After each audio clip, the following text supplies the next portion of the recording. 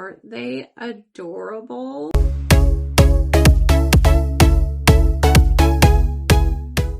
Hello friends, it's Melanie from Simple Made Pretty, and if you are new to my channel, I share budget home decor ideas, Dollar Tree DIYs, and Cricut crafts.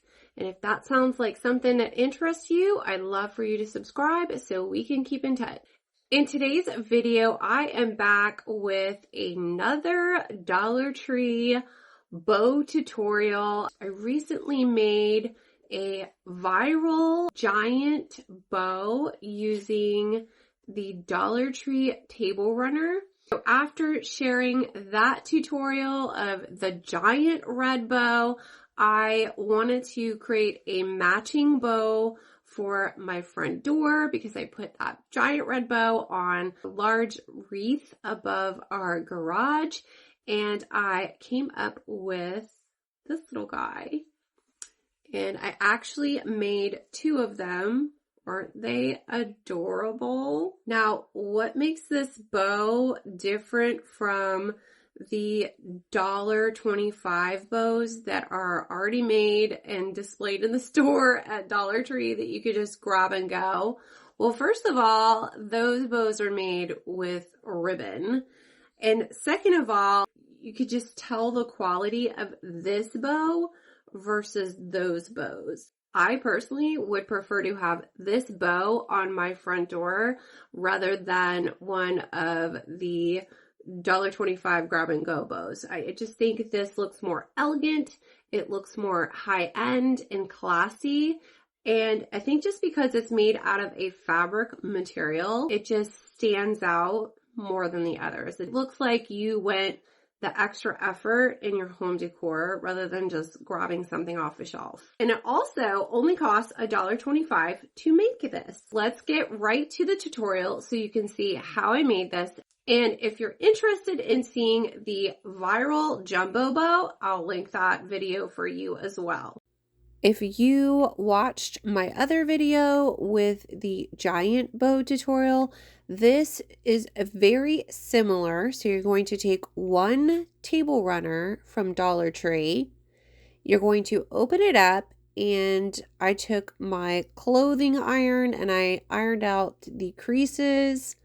You're going to want to remove that little white tag as well. I mean, there's no reason for it. And then I just took my iron and I folded the sides in on each side and pressed the iron down. So you're basically making one long strip. And go ahead and leave your clothing iron on because we're not finished with it yet. But I took the strip of fabric back to my craft desk and I took a ruler and I measured out 14 inches from the top. Now I folded it in half, and then you're going to measure out 14 inches so that you cut a total of 28 inches off. When it's folded, it's 14 inches. And I'm taking these two tails and I'm going to cut those down as well. Now I want my tails to be 14 inches as well, so I'm basically left with about 4 inches that I want to cut here off of the end. So I ended up cutting 4 inches off of both tails. Just going to set this aside. So for the tails, all I'm doing is folding them together. And then I'm going to iron a crease in these tails as well, and you're just going to repeat that step for both tails. Now for the two pieces that you cut out, you're just going to be using one of them. And what you're going to do is you're going to fold in the sides so that they meet in the center, and you're basically creating a 2-inch loop here. So instead of having the 4 inches that you cut off, you're going to downsize it so it's 2 inches.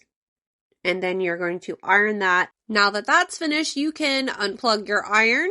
And then I'm just showing you there that it's measuring around 2 inches. And I've got 4 pieces. Now it's time to put them together. So I'm going to start by folding in the bow portion, and you're going to have these ends meet in the center. You could measure it if you want, but I'm just eyeballing it. And then I use my hot glue gun to attach the center pieces together. I glued about 1.5 to 2 inches across, and then it's probably about 1 inch folded down on the top. And then I used some wood clothespins, or if you have craft clips, these would work as well, just to hold it in place until the hot glue dried.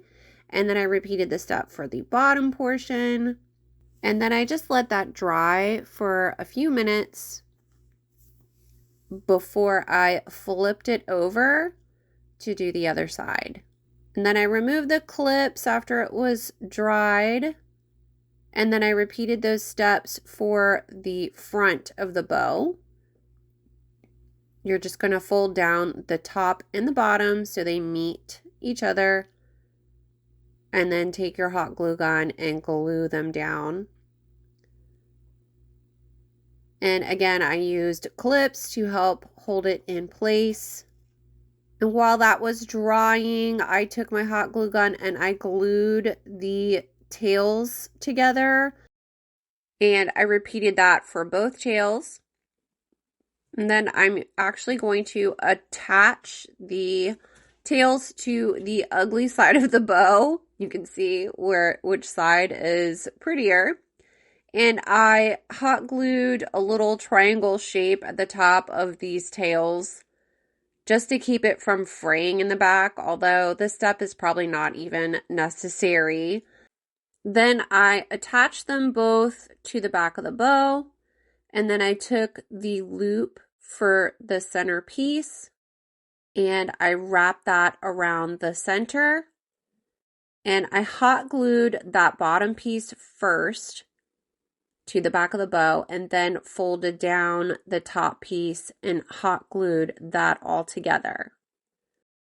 Now, I wanted my tails to stick straight down rather than kind of sticking out sideways.